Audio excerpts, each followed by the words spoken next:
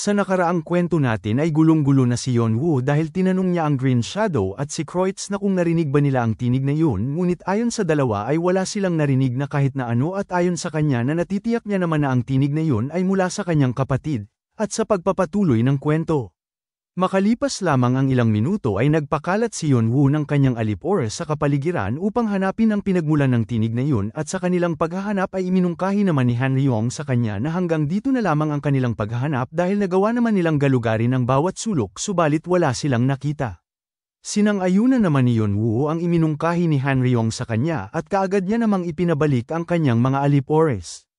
Samantala ang Green Shadow at si Kreutz ay pinapanood lamang si Yeonwoo at pagtapos niyang maipabalik ang kanyang mga alip-oras ay kaagad naman siyang naglakad patungo sa bato at kaagad itong umupo habang siya ay may kinukuha sa kanyang bulsa at ang kanyang kinuha ay ang kanyang orasan at habang pinagmamasdan niya ito ay sa isip niya na nasisigurado niya na hindi niya lamang guni-guni ang kanyang narinig. Ayon sa kanya na palagi niyang nararamdaman ang panginginig ng kamay ng orasan ng bahagya at narinig niya rin ang boses ng kanyang kapatid. Ginamit niya naman ang kanyang dragon eyes at sinabi niya na nakikita niyang bahagyang nanginginig ang kamay ng orasan at mas naging medyo lumakas ito hindi kagaya ng dati. Natitiyak niya naman na ang kaluluwa ni Jongwoo ay naimpluwensyahan ng tinatawag na summoning of the dead o pagpapatawag ng mga patay. Napatanong naman siya sa kanyang isipan na kung bakit ba hindi gumana ang pagtawag niya sa patay dahil ayon sa kanya na ito ay kapangyarihan na sumasalungat sa batas sa mundong ito. Tiningnan niya naman ang templo at ayon sa kanya na walang kabuluhan ang kanyang iniisip at naisip niya na ang templo daw ay nandito ang partner ni Hades at mainam na lugar daw ito para sa kapangyarihan ng Black King at wala namang kabuluhan dahil ang awtoridad ng kamatayan ay hindi gumagana sa lugar na ito at maa-activate rin ito kahit na kaunti at ang kaluluwa ay gagalaw rin ng kaunti at ang awtoridad ng kamatayan ay nabigo upang dalhin ang kaluluwa dito.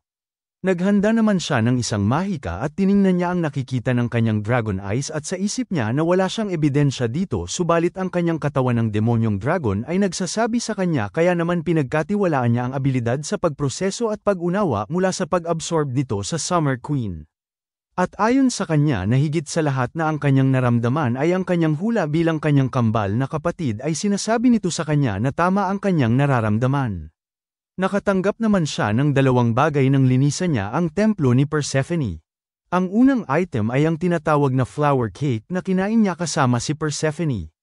At ang flower cake na ito ay isang banal na gamot na yari sa nectar, isang nakakamanghang gamot na nagbibigay daw ng immortalidad o kawalang kamatayan. Hindi na kailangan sabihin ito ngunit ang item daw na ito ay hindi gawa sa totoong nectar sa halip ay kakaiba ang version na ginamit dito. Gayunpaman, naniniwala pa rin siya na mas malaking tulong ito para sa pagpapagaling ni Ananta. Ang ikalawa naman ay ang quest ni Persephone. Lumabas sa kanyang sistema ang sudden quest na Persephone's long-held wish. Daang taon na ang nakalipas, si Hades na siyang Diyos naman ng underworld ay napansin ang kakaibang hindi matukoy na fenomenon na nagaganap. Sa pamamagitan ng tulong ng nagbabantay ng pintuan na si Hecatoncheires ay binuksan niya ang tansong pintuan upang maimbestigahan at simula noon ay ang tansong pintuan ay sarado na at hindi na muling nabuksan pa. Si Persephone naman ay pinagkatiwalaan niya ang sinabi ng kanyang asawa na babalik rin ito kaagad at naghintay naman ng mag-isa si Persephone ng daan-daang taon. Mula noon, ang tanging balita lamang na kanyang narinig patungkol sa kanyang asawa ay ang tinawag nito ang tatlong magkakapatid na Cyclops pagtapos nitong pasukin ang Tartarus. Sa huli, ay napagtanto ni Persephone na hindi niya na kayang magpatuloy ng maghintay ng ganito at nagdesisyon siyang hanapin ang kanyang asawa. Gayunpaman, bilang isa siyang tagapamahala ng mga bagay-bagay ng underworld. At bilang isang nilalang na walang karapatan na pumasok sa Tartarus ay wala na siyang magagawa upang mahanap ang kanyang asawa, kaya naman pumili si Persephone ng kanyang magiging tagapangatawan. Ayon sa sistema na si Yeonwoo daw ay siya na ang magsisilbing kinatawan sa layunin ni Persephone na hanapin ang kinaroroonan ng kanyang asawa sa halip na si Persephone. Ang kondisyon naman ay ang isa na maaaring lumapit sa kamatayan, isa na inaprubahan ng isang Diyos ng Olympus. Ang isang nakatapos na ng pagsubok sa ika-30 na palapag na tinatawag na Hidden Stage 10 Gates. Wala naman itong limitasyon sa oras. May tatlo naman siyang gantimpala at ang una ay ang banal na artifact ni Persephone. Ang ikalawa naman ay ang banal na proteksyon ni Persephone at ang panghuli ay ang awtoridad ni Persephone. At dito binabagtas na nilang dalawa ang lugar na puno ng apoy at lumabas sa sistema nila na nakapasok na sila sa hidden stage na tinatawag na 10 gates o 10 pintuan. Pinagpawisan naman si Kreutz at sinabi niya na hindi talaga siya nasasanay sa lugar na ito kahit na ilang beses na siyang nandito dahil pinapalibutan sila ng walang hanggang enerhiya ng lason at apoy. Tinanong niya naman si Yeonwoo na kung ayos lang ba siya.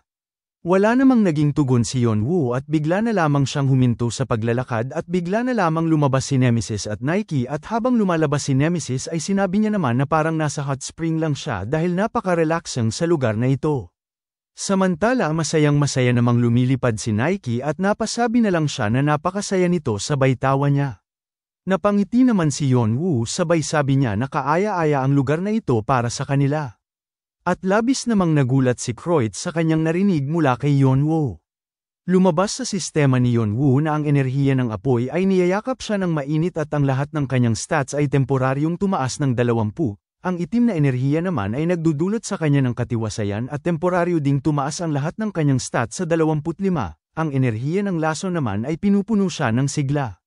At ang lahat ng kanyang stats ay tataas din ng temporaryo ng 10. Nakakuha naman siya ng titulong tinatawag na King of Fire o Hari ng Apoy.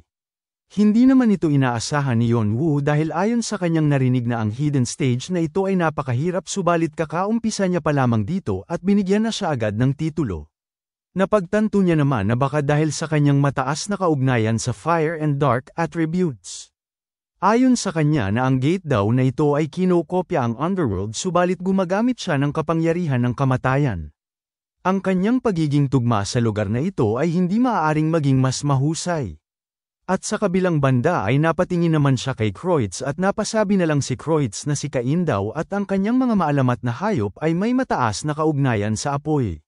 Napansin naman ni Yeonwoo ang sandata ni Kreutz at naisip niya na si Kreutz daw ay isang tao na mayroong kaugnayan sa sagrado na katangian at napagtanto niya naman na ang pagkakatugma ni Kreutz sa lugar na ito ay hindi angkop at napagdesisyonan niya naman na iiwan niya ito kung magiging sagabal lang ito sa kanya.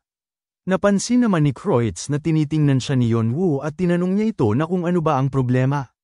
Itinuro naman ni Yeonwoo ang kanyang espada at sinabi niya na ang espadang yan ay kanina pa umiiyak. Ang tawag naman ni Kreutz sa kanyang espada ay Zulfikar at ipinaliwanag niya naman kay Yeonwoo na dahil isa itong sagradong espada. Nagrereklamo na daw ito patungkol sa sakit nitong nararamdaman mula noong pagpasok pa lang nila sa lugar na ito subalit wala naman siyang magagawa patungkol dito. Nagtatakang tanong naman ni Yeonwoo sa kanya na kung naririnig niya ba ang pakiramdam ng kanyang espada. Sagot naman ni Kreutz na oo at ang mga tao ay tinatrate siyang isang weirdo kapag sinasabihan niya ang mga ito na naririnig niya na tinatawag siya na kanyang espada at sinabi niya pa kay Yeonwoo na parang mabilis niya lamang itong naiintindihan.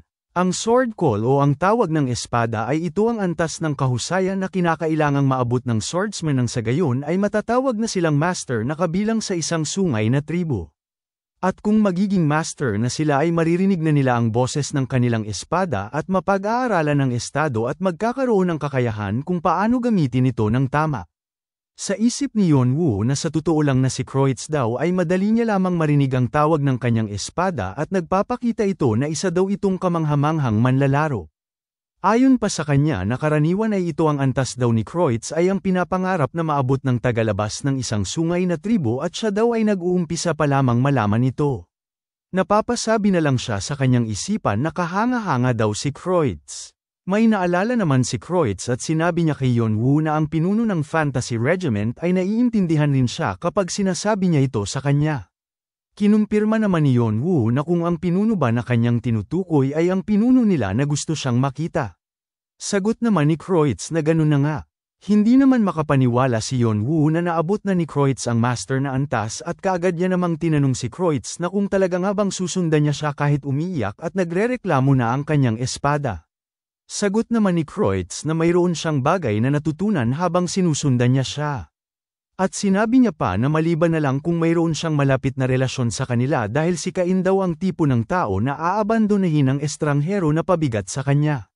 Bagaman ay sisiguraduhin niya naman na hindi siya magiging pabigat sa kanya kahit ano pa man ang mangyari at nasisigurado niya rin na nakatanggap siya ng quest mula sa Diyos ang si Persephone subalit hindi naman siya magtatanong patungkol dito o mako-curious at nanunumpa siya sa kanyang karangalan at minungkahi niya na gawin niya lang ang kanyang kailangan.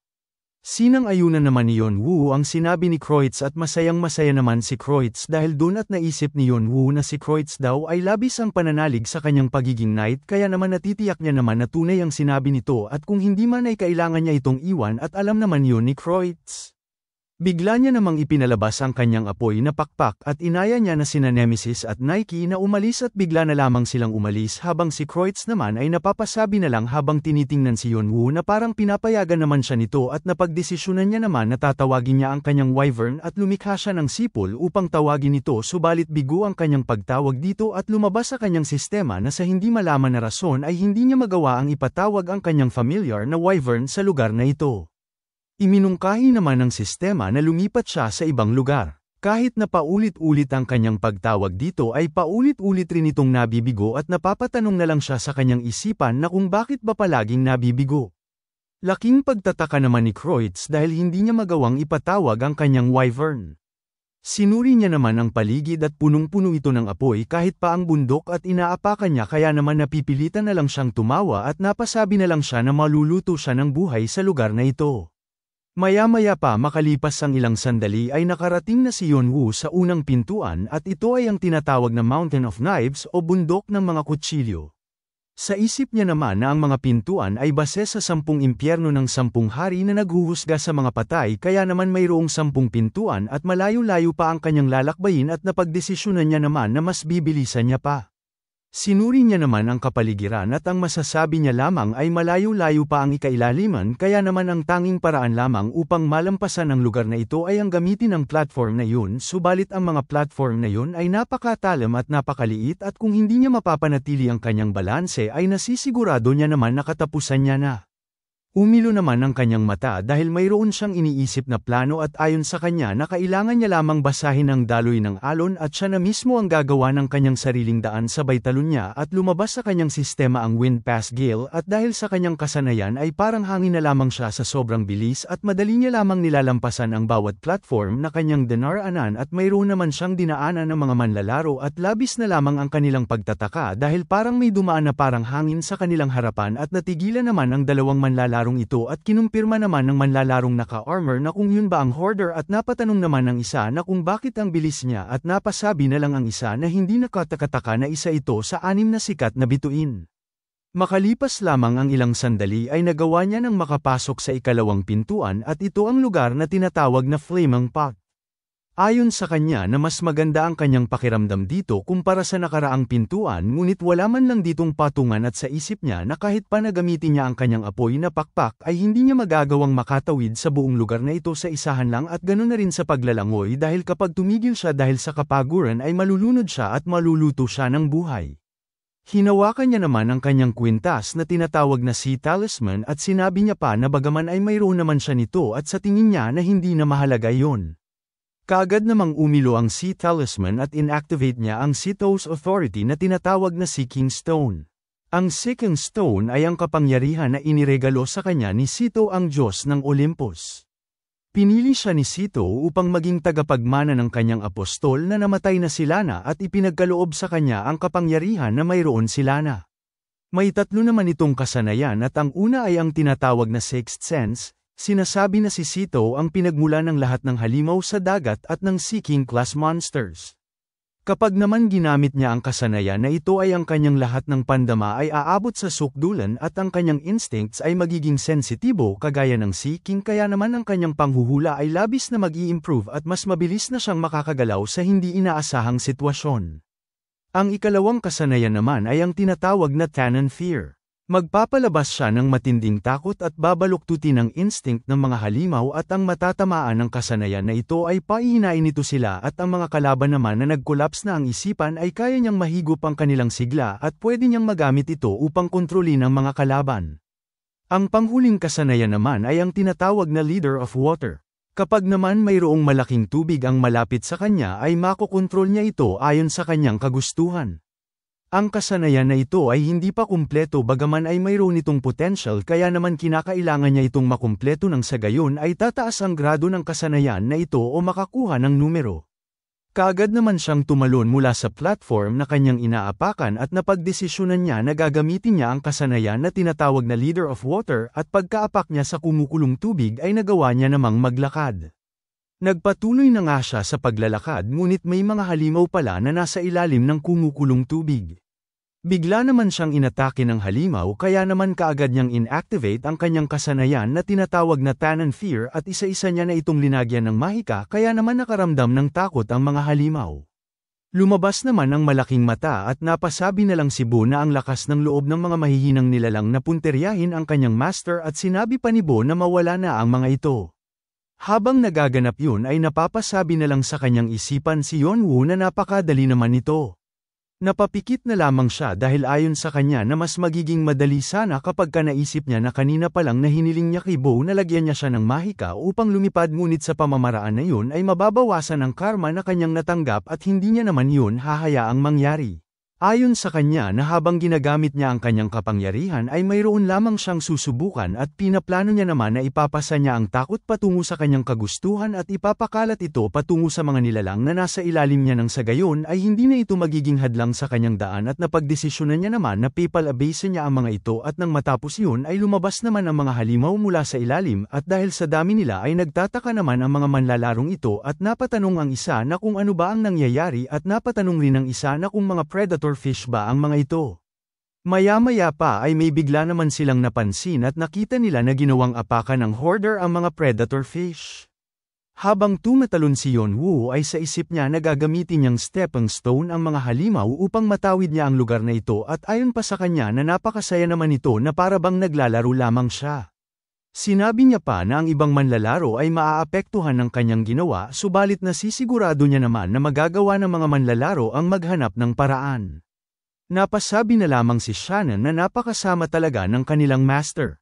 Lumipat ang eksena at dito nanginginig na si Croit sa kakalakad na hapong-hapo at sinabi niya na hindi niya inaasahan na hindi niya magagawang ipatawag ang kanyang wyvern ngunit nagawa niya pa ring makaabot ng ganito kalayo at nagpasalamat naman siya dahil sa dati niyang karanasan dito. Pagkatingin niya sa paligid ay napatanong naman siya na kung ano ba ang nangyaring gulo dito at dito nakita niya na nakalubog sa umaapoy na tubig ang mga manlalaro at sumigaw pa ang isa na hinihiling niya na ang hoarder ay mamatay at mapunta sa impyerno. Labis namang nagulat si Croits dahil ang mga manlalaro sa magulong lugar na ito ay sinusumpa ang hoarder at ang ibig sabihin lamang nito ay ang hoarder ang gumawa ng sitwasyon na ito at mayroon naman siyang naisip kaya siya nagmadali sabay sabi niya pa na hindi ito maaari. Lumipat ang eksena at madali niya lamang nalampasan ang third gate na tinatawag na freezing ice, at napasok niya na rin ang tinatawag na sword trees, at nakarating na nga siya sa ika-6 na pintuan at ito ay ang tinatawag na venomous serpents. Lumabas sa kanyang sistema ang babala na na-infect siya ng nakakamatay na lason at acid. Sinuri niya naman ang paligid at sa isip niya naman na malalakas ang lason na bumabalot dito sa lugar na hindi tuluyang maarang ng kanyang kasanayan na tinatawag na residual poison blood at napatanong naman siya sa kanyang isipan na kung dito ba huling namataan ang tatlong magkakapatid na Cyclops. Mayroon naman siyang kinain at ayon sa kanya na mayroon siyang panlaban sa lason na pills na binili niya mula kay Atren kaya naman magiging ayos na ang kanyang pakiramdam ngayon kaya naman ang katanungan niya lamang sa kanyang isipan na kung paano niya na mahahanap ang bakas ng tatlong magkakapatid na Cyclops dahil natitiyak niya naman na nawala na sa ngayon ang bakas. Naisip niya na may kaunting sakit ang kanyang gagawin subalit sa tingin niya ay ito na lamang ang tangi niyang magagawa at kaagad niyang tinawag si Boo. Kaagad namang lumabas si Boo at inutusan siya ni Yeonwoo na gisingin niya silang lahat at kaagad namang sumunod si Boo sa inutos ng kanyang master at nagsimula siyang maghanda ng isang mahika at may sinasabi siya na kung anong lengguwahe at habang nagsasalita siya na kung anong lengguwahe ay unti-unti namang lumilitaw ang parang itim na usok at lumilibot ito sa kapaligiran at sinabi ni Boo na sa mga vestige ng kaluluwa at multo na namatay noong nakalipas na 200 na taon ay sabihan nila sila ng patungkol sa kanilang sama ng loob at kwento at sabihin nila ang kanilang sagot sa kanyang master at unti-unti naman itong lumalapit kay Yeonwoo. Maya-maya pa makalipas ang ilang sandali ay narating na rin ni Croits ang ika-6 na pintuan na tinatawag na venomous serpents at hingal naman siya at napasabi na lang siya na sa wakas ay narating niya na rin ang ika-6 na pintuan. Habang sinusuri niya ang paligid ay sa isip niya naman nakakilakilabo talaga ang lugar na ito at hindi naman siya makapaniwala na babalik siya ulit dito dahil ang lugar na ito ay ang lupain ay binabalutan ng blood and acid poison at maraming hindi mabilang na tao ang natunaw dito dahil sa lupa na kanilang inaapakan at ang ordinaryong tao ay mawawala sa katinoan sa pamamagitan lamang sa pagtanaw ng tanawin dito ngunit ayon pa sa kanya na gumaan ang kanyang pakiramdam dahil sa wakas ay nakasunod pa rin siya kay Cain. Masayang-masaya naman siya na nakita si Yonwoo at tatawagin niya sana ito subalit hindi niya natinuloy at napagtanto niya naman na parang may ginagawa ito. Naisip niya na sinusundan niya si Cain dahil iyon ang inutos ng kanyang pinuno sa kanya ngunit hindi niya naman mapigilan ang kanyang pagiging curious dahil hindi na siya makakapaghintay kung ano ba ang makukuha sa hinaharap ni Cain. Habang binubunot niya ang kanyang espada ay sa isip niya na gusto niyang hindi makasagabal kay Cain hanggat maaari. At pagkabunot niya ng kanyang espada ay tinawag niya naman ito sa pangalan nito na Zulfikar at kaagad niya itong itinusok sa lupa sabay sabi niya sa kanyang espada na alam niya na hindi niya gusto sa lugar na ito ngunit wala na siyang magagawa at humingi siya ng tawad sa kanyang espada at bigla namang lumiwanag ang espada at sinasabi niya pa na sa tingin niya ay matatapos naman na kaagad ang ginagawa ni Cain kaya naman nakiusap siya sa kanyang sandata na harangin niya ang lason at bigla namang nabuo ang isang barrier na harang sa lason. Maya-maya pa makalipas ang ilang sandali ay nagsisigawan na ang mga kaluluwa at ginagamitan naman ito ni Yonwoo ng kanyang mahika na apoy dahil naiingayan siya sa mga ito. Sa isip niya na mayroong tinatayang 10,000 namatay na kaluluwa ang nandito at ang bawat isa daw sa mga kaluluwa ay nagmamakaawa na dinggin sila. Iminulat niya naman ang kanyang mata at napatanong sa kanyang isipan na kung talaga nga bang kailangan niyang maghanap ng impormasyon patungkol sa 3 magkakapatid na Cyclops dito sa lugar na ito.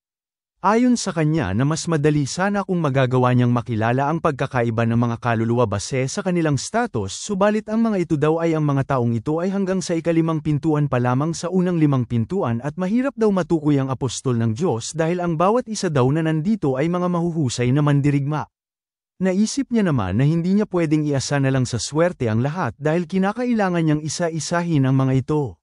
Bigla niya namang inactivate ang kanyang kasanayan na tinatawag na parallax gap at dahil sa kanyang kasanayan na inactivate ay nagagawa niyang makita ang paligid at sa kanyang paghahanap ay nakahinga siya ng malalim dahil nakita niya ang kulay berdeng kaluluwa at napasabi na lang siya na nakita rin niya ito sa wakas. Lumabas sa kanyang sistema na tinitingnan ni Hermes at Athena ang kaluluwa na kanyang nahanap. Naisip niya na baka nga tama ang kanyang hinala dahil kahit ang Diyos ng Olympus ay nagre-react patungkol sa kanyang kaluluwa na nahanap. Pinaplano niya namang pasahan ito ng kagustuhan at lumabas sa kanyang sistema na temporaryo na itong sumasanib sa intensyon ng kaluluwa at nagagawa ng may replay ang alaala ng kaluluwa. At dito sinabi ng nasa hulihan sa kanyang kapatid na nasa unahan na sinusundan sila. Tugon naman ng nasa unahan na alam niya at inutusan niya naman ito na tumakbo siya gamit ang buo niyang lakas patungo sa Tartarus dahil hindi nila maaaring ipakita ang kanyang hinahawakan sa mga humahabol sa kanila kahit ano pa man ang mangyari. Habang pinagmamasdan sila ni Yonwoo ay sa isip niya na ito ang unang pasukan ng pintuan at ang 3 daw na ito ay ang mga apostol ng 3 magkakapatid na Cyclops at napatanong naman siya sa kanyang isipan na kung bakit ba sila hinahabol at kung ano ba ang hinahawakan ng isang apostol.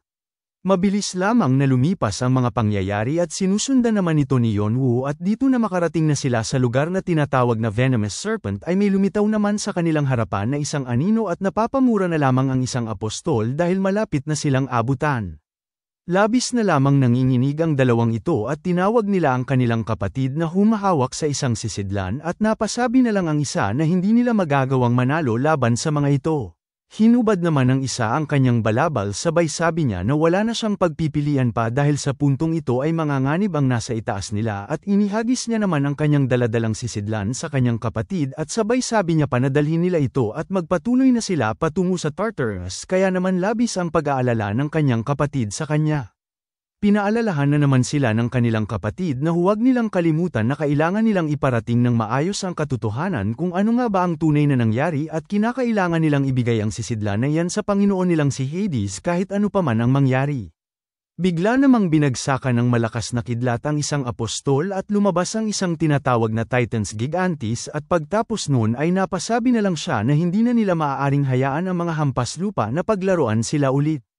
Habang papaatake siya sa hindi matukoy na kalaban ay tinawag niya naman ang kanyang Panginoon na si Brontes at nakiusap siya na bigyan siya ng kanyang lakas at nang walang ano-ano'y bigla na lamang sumabog kung saan inatake ng isang apostol ang hindi matukoy na kanilang kalaban habang ang may daladalang sisidlan na kanilang iniingatan ay kaagad naman itong umalis. Samantala hindi naman makapaniwala si Yonwoo na makakakita siya ng Titans at Higanti at naisip niya na ang mga lahi daw na ito ay ang lumaban sa Diyos ng Olympus at nakulong daw ang mga ito sa Tartarus pagtapos nilang matalo. Kaya naman nagtatakang tanong niya sa kanyang isipan na kung bakit binanggit ng apostol ang mga ito at kung ano ba ang kinalaman ng mga ito dito at kung bakit nila pilit inilalayo ang ganoong sisidlan sa mga humahabol sa kanila at ang parang anino daw na nilalang ay hindi naman Titan o Higanti. At dito sinuntok ng malaking nilalang ang anino ng buo niyang lakas at pagkasuntok niya ay nakita naman ni Yonwoo na parang mayroong nagmumula sa loob ng nilalang na parang anino at ayon pa sa kanyang isipan na kung magagawa niya pang mabasag ito ay makikita niya kung ano ang nasa loob ng nilalang na anino. Hindi niya pa man nakikita ang loob ng nasa nilalang na anino ay unti-unti nang nababasag ang kanyang pinapanood at maya-maya pa ay tuluyan na nga siyang bumalik sa kanyang kamalayan na siyang ipinagtataka niya naman. Lumabas sa kanyang sistema na ang alaala ay natapos na at nasulyapan niya ang isang mukha ng katotohanan. Tiningnan niya naman ang kaluluwa dahil hindi siya makapaniwala na nabasag ang alaala. Kaagad niya namang tinanong si Bu na kung ano ba ang ibig sabihin nito. Lumabas naman sa kanyang sistema na nakuha niya ang isang hidden condition o nakatagong kondisyon. Magsisimula na ang hindi inaasahang pangyayari. Pagtapos noon ay may bigla naman siyang napansin at nang tinignan niya ito ay nakita niya na parang nabibiyak ang lupa at may umaalingasaw na parang lason mula sa biyak na lupa. Naapektuhan naman siya ng isang status condition at ngayon ay paulit-ulit siyang nilalason at napinsala siya ng malubha ng lason. Pinapanatili naman ang kanyang katwiran na kanyang katangian na cold-blooded at nakadevelop siya ng panlaban sa lason.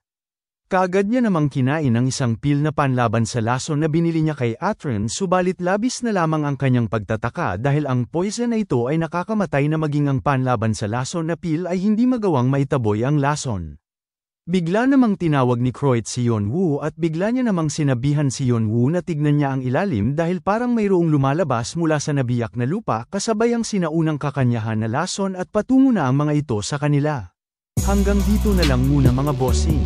Kung gusto mong subaybayan ang kwentong ito, mag-like, comment, at subscribe at i-hit mo na rin ang notification bell para ikaw ang unang makapanood pag may bago tayong upload.